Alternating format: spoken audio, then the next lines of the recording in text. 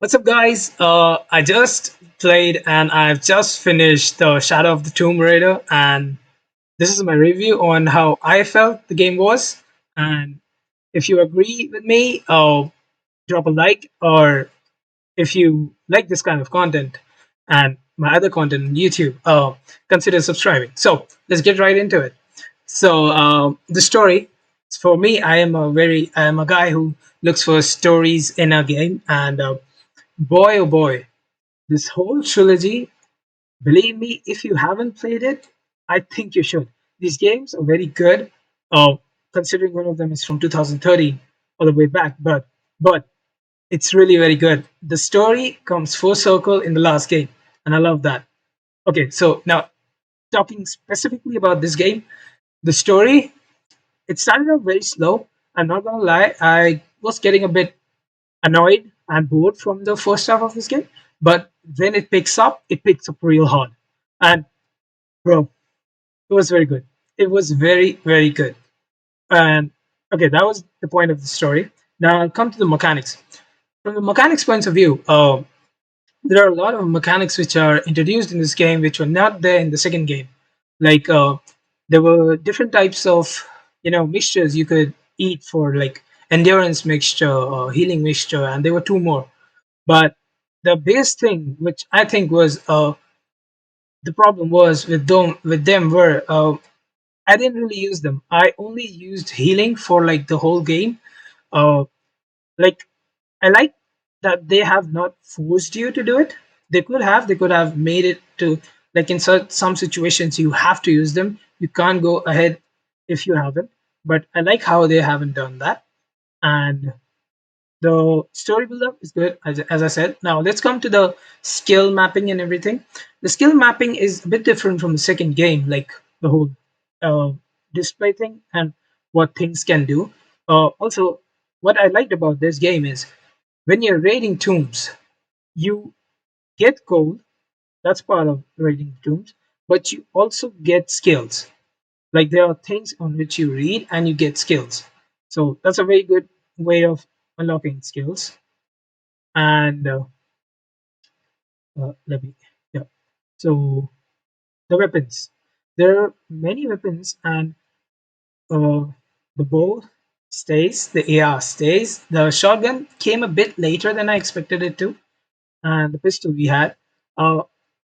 The pistol I didn't use much. I was using the bow as my gameplay style is a bit more stealthy in comparison. So yeah, the weapons. So the bow is good. They have added. I like how they added something new to the bow because for since the first game till this game, uh, all the weapons like specifically the bow, it only had two different types of bows. Like what should I say? In it, effect bows, like special effect bows. So like only two of them were there, which is one was fireball and fire arrow. Sorry, my bad. Fire arrow, different type of arrows. I'm so sorry. Fire arrow and poison arrow. So they added one more this time, which was the hallucinogen arrow, which could. I'm not gonna spoil it. Play the game, you'll figure out what it was. Other than that, the other weapons are pretty much the same. One thing which I do felt like in the last bit of this game, in the last 15-20% of this game, there like the game is deliberately what should I say forcing you to not have a weapon at a specific moment. So you have to go in and do missions stealthily, which I was very annoyed with. Although I play stealthy style, but I was a bit annoyed with that because we are killing people. We could easily pick up their weapons and everything, but we're not doing that. So that was a bit annoying.